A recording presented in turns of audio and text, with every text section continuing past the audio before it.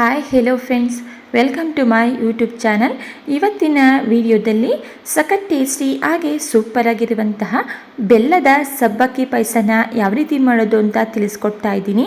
ಈ ಸಬ್ಬಕ್ಕಿ ಪಾಯಸ ದೇಹಕ್ಕೆ ತುಂಬಾ ತಂಪು. ಬನ್ನಿ ತಡ ಮಾಡದೆ ಯಾವ ರೀತಿ ಮಾಡೋದು ಅಂತ ನೋಡ್ಕೊಳ್ಳೋಣ.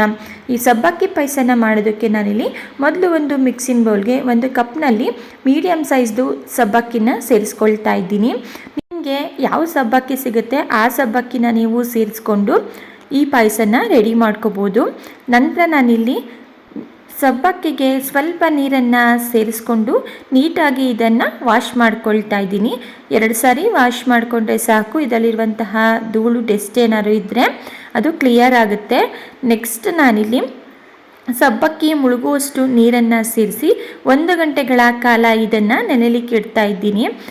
ಟೈಮ್ ಇಲ್ಲ ಅಂತ ಹೇಳೋರು ಅರ್ಧ ಗಂಟೆನಾದರೂ ಇದನ್ನು ನೆನೆಸ್ಕೋಬೇಕು. ಈಗ ನಾನಿಲ್ಲಿ 1 ಗಂಟೆಗಳ ಕಾಲ ಇದನ್ನು ನೆನೆಸ್ಕೊಂಡಿದ್ದೀನಿ. ಈಗ ನೀವಿಲ್ಲಿ ನೋಡ್ಬೋದು ಸಬ್ಬಕ್ಕಿ ಉಬ್ಬಿ ಬಂದಿದೆ, ಹಾಗೆ ಕಂಪ್ಲೀಟಾಗಿ ಸಬ್ಬಕ್ಕಿ ಕೂಡ ನೆಂದಿದೆ. ನೋಡಿ, ಸಬ್ಬಕ್ಕಿ ಈ ರೀತಿ ನೆಂದಿರಬೇಕು. ನೀವಿಲ್ಲಿ ನೋಡ್ತಾ ಇರ್ಬೋದು ಸಬ್ಬಕ್ಕಿ ಈಗ ನೆಂದ್ಕೊಂಡಿದೆ. ಇದನ್ನು ಪಕ್ಕಕ್ಕೆ ಇಟ್ಕೊಂಡು ನೆಕ್ಸ್ಟ್ ನಾನಿಲ್ಲಿ ಗ್ಯಾಸ್ ಸ್ಟವ್ನ ಆನ್ ಮಾಡಿ ಒಂದು ಪಾತ್ರೆನ ಇಟ್ಕೊಂಡಿದ್ದೀನಿ. ಪಾತ್ರೆ ಬಿಸಿಯಾಗಿದ ನಂತರ ನಾನು ಯಾವ ಕಪ್ನಲ್ಲಿ ಸಬ್ಬಕ್ಕಿನ ತಗೊಂಡಿದ್ದೆ ಅದೇ ಕಪ್ನಲ್ಲಿ ಅಳತೆ ಮಾಡಿ 3 ಕಪ್ ಆಗೋಷ್ಟು ನೀರನ್ನು ಸೇರಿಸಿ ಲಿಡ್ಡನ್ನು ಕ್ಲೋಸ್ ಮಾಡಿ ನೀರನ್ನು ಕುದಿಲಿಕ್ಕೆ ಬಿಡ್ತಾ ಇದ್ದೀನಿ. ಈಗ ನೀರು ಕೂಡ ಕುದೀತಾ ಇದೆ. ಕುದೀತಾ ಇರುವಂತಹ ನೀರಿಗೆ ನಾನಿಲ್ಲಿ ನೆನೆಸಿಟ್ಕೊಂಡಿರುವಂತಹ ಸಬ್ಬಕ್ಕಿನ ಸೇರಿಸ್ಕೊಳ್ತಾ ಇದ್ದೀನಿ. ನೆನೆಸಿಟ್ಕೊಂಡಿರುವಂತಹ ಎಲ್ಲ ಸಬ್ಬಕ್ಕಿನೂ ನೀರಿಗೆ ಸೇರಿಸಿ ಮಿಕ್ಸ್ ಮಾಡಿಕೊಂಡು ಕಂಪ್ಲೀಟಾಗಿ ಸಬ್ಬಕ್ಕಿ ನೀರಲ್ಲಿ ಬೆಂದು ಸಾಫ್ಟ್ ಆಗಬೇಕು. ಅಲ್ಲಿವರೆಗೂ ಇದನ್ನು ಮಧ್ಯದಲ್ಲಿ ತಿರುಗಿಸ್ಕೊಂಡು ಮಿಕ್ಸ್ ಮಾಡ್ಕೊಳ್ತಾ ಸಬ್ಬಕ್ಕಿನ ಬೇಯಿಸ್ಕೋಬೇಕಾಗುತ್ತೆ. ಸಬ್ಬಕ್ಕಿ ಬೇಯ್ತಾ ಇದು ಗಟ್ಟಿ ಆಗ್ತಾ ಇರುತ್ತೆ. ನಾನಿಲ್ಲಿ ಒಂದು ಲಿಡ್ಡನ್ನು ಕ್ಲೋಸ್ ಮಾಡಿ ಸಬ್ಬಕ್ಕಿನ ಬೇಯಿಸ್ಕೊಳ್ತಾ ಇದ್ದೀನಿ. ಈಗ ನೀವಿಲ್ಲಿ ನೋಡ್ತಾ ಇರ್ಬೋದು ಸಬ್ಬಕ್ಕಿ ಬೆಂದು ಯಾವ ರೀತಿ ಗಟ್ಟಿಯಾಗಿದೆ ಅಂತೇಳಿ.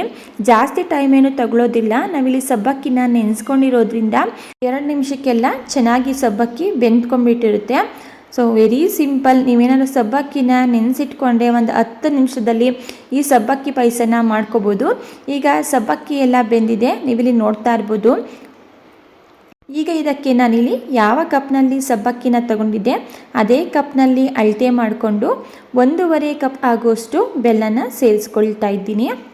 ಬೆಲ್ಲ ಇಷ್ಟ ಇಲ್ಲ ಅನ್ನೋರು ಶುಗರ್ನೇ ಸೇರಿಸ್ಕೋಬೋದು, ಆದರೆ ಸಕ್ಕರೆ ಆರೋಗ್ಯಕ್ಕೆ ಅಷ್ಟು ಒಳ್ಳೆಯದಲ್ಲ. ಆದಷ್ಟು ಸಕ್ಕರೆನ ಕಮ್ಮಿ ಮಾಡಿ ಬೆಲ್ಲದಿಂದಲೇ ಎಲ್ಲ ಸ್ವೀಟ್ ರೆಸಿಪಿಗಳನ್ನ ಮಾಡ್ಕೊಳ್ಳಿ. ನೋಡಿ, ಬೆಲ್ಲನ ಸೇರಿಸಿದ ನಂತರ ಬೆಲ್ಲ ಸಬ್ಬಕ್ಕಿ ಪಾಯಸದಲ್ಲಿ ಕಂಪ್ಲೀಟಾಗಿ ಕರಗಬೇಕು. ಅಲ್ಲಿವರೆಗೂ ಇದನ್ನು ಮಿಕ್ಸ್ ಮಾಡ್ಕೊಳ್ತಾ ಬೇಯಿಸ್ಕೊಳ್ಳೋಣ. ಈಗ ನಾನಿಲ್ಲಿ ಸೇರಿಸಿರುವಂತಹ ಬೆಲ್ಲ ಎಲ್ಲ ಪಾಯಸದಲ್ಲಿ ಚೆನ್ನಾಗಿ ಕರಗಿದೆ, ನೀವಿಲ್ಲಿ ನೋಡ್ತಾ ಇರ್ಬೋದು.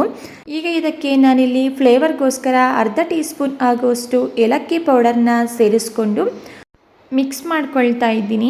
ಈ ರೀತಿ ನೀವು ಆರೋಗ್ಯಕರವಾಗಿ ಒಂದ್ಸಲ ಸಬ್ಬಕ್ಕಿ ಪಾಯಸನ ಮಾಡ್ಕೊತೀನಿ. ಇದರಲ್ಲಿ ಯಾವುದೇ ರೀತಿಯ ಸಕ್ಕರೆ ಆಗಲಿ ಬಳಸಿಲ್ಲ.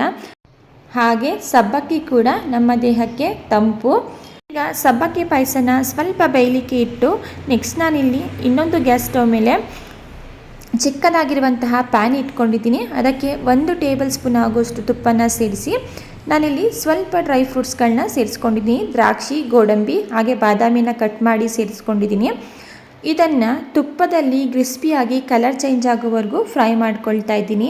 ನಿಮಗೆ ಯಾವ ಡ್ರೈ ಫ್ರೂಟ್ಸ್ ಇಷ್ಟ ಆಗುತ್ತೋ ಆ ಡ್ರೈ ಫ್ರೂಟ್ಸ್ನ ನೀವಿಲ್ಲಿ ಸೇರಿಸ್ಕೋಬೋದು. ಈಗ ಇದು ಆಗಿದೆ. ನಾನಿಲ್ಲಿ ತುಪ್ಪದಲ್ಲಿ ಫ್ರೈ ಮಾಡಿಟ್ಕೊಂಡಿರುವಂತಹ ಡ್ರೈ ಫ್ರೂಟ್ಸ್ನ ಈಗ ಸಬ್ಬಕ್ಕಿ ಪಾಯಸಕ್ಕೆ ಸೇರಿಸಿ ಇದನ್ನು ಮಿಕ್ಸ್ ಮಾಡ್ಕೊಳ್ಳೋಣ. ಈಗ ಡ್ರೈ ಫ್ರೂಟ್ಸ್ಗಳನ್ನ ಸೇರಿಸಿ ಮಿಕ್ಸ್ ಮಾಡ್ಕೊಂಡಿದ ನಂತರ ಗ್ಯಾಸ್ ಸ್ಟವ್ನ ಆಫ್ ಮಾಡಿಕೊಂಡು ನಂತರ ಇದಕ್ಕೆ ನಾನಿಲ್ಲಿ 1.5 ಕಪ್ ಆಗೋಷ್ಟು ಹಾಲನ್ನು ಸೇರಿಸ್ಕೊಳ್ತಾ ಇದ್ದೀನಿ. ನಾವು ಸಬ್ಬಕ್ಕಿನ ಅಳತೆ ಮಾಡಿ ತಗೊಂಡಿದ್ವಲ್ವ ಅದೇ ಕಪ್ಪಲ್ಲಿ 1.5 ಕಪ್ ಆಗೋಷ್ಟು ಹಾಲನ್ನು ಸೇರಿಸ್ಕೊಳ್ತಾ ಇದ್ದೀನಿ. ನಾವಿಲ್ಲಿ ಫ್ಲೇಮ್ನ ಆಫ್ ಮಾಡಿ ಸಬ್ಬಕ್ಕಿ ಪಾಯಸಕ್ಕೆ ಹಾಲನ್ನು ಸೇರಿಸ್ಕೋಬೇಕು. ಯಾಕಂದರೆ ನಾವಿಲ್ಲಿ ಬೆಲ್ಲನ ಸೇರಿಸಿರೋದ್ರಿಂದ ಪಾಯಸ ಒಡೆಯೋ ಚಾನ್ಸ್ ಇರುತ್ತೆ. ಆದ್ದರಿಂದ ಸ್ಟವ್ನ ಆಫ್ ಮಾಡಿಕೊಂಡು ಹಾಲನ್ನು ಸೇರಿಸಿ ಮಿಕ್ಸ್ ಮಾಡ್ಕೋಬೇಕು. ಹಾಗೆ ಇಲ್ಲಿ ಹಸಿ ಹಾಲನ್ನು ಸೇರಿಸಲಿಕ್ಕೆ ಹೋಗಬೇಡಿ. ಚೆನ್ನಾಗಿ ಕಾಯಿಸಿರುವಂತಹ ಹಾಲನ್ನು ಸೇರಿಸ್ಕೊಂಡು ಮಿಕ್ಸ್ ಮಾಡಿಕೊಂಡ್ರೆ ಸಬ್ಬಕ್ಕಿ ಪಾಯಸ ರೆಡಿ ಆಯಿತು. ವೆರಿ ಸಿಂಪಲ್ ಹಾಗೆ ಈಸಿಯಾಗಿರುವಂತಹ ಸಬ್ಬಕ್ಕಿ ಪಾಯಸ ರೆಸಿಪಿ ಇದು. ಈ ಪಾಯಸನ ನೀವು ದೇವರ ನೈವೇದ್ಯಕ್ಕೆ ಹಾಗೆ ನಿಮ್ಮ ಮನೇಲಿ ಯಾವುದಾದ್ರು ಚಿಕ್ಕ ಪುಟ್ಟ ಫಂಕ್ಷನ್ಗಳಿಗೆ ನೀವೇ ರೆಡಿ ಮಾಡ್ಕೋಬೋದು. ಅಷ್ಟು ಅದ್ಭುತವಾಗಿರುತ್ತೆ. ಟೇಸ್ಟಲ್ಲಿ ಯಾವುದೇ ರೀತಿಯ ಕಾಂಪ್ರಮೈಸ್ ಇರೋದಿಲ್ಲ. ಮಿಸ್ ಮಾಡದೆ ಖಂಡಿತ ಈ ವಿಧಾನದಲ್ಲಿ ಟ್ರೈ ಮಾಡಿ ನೋಡಿ.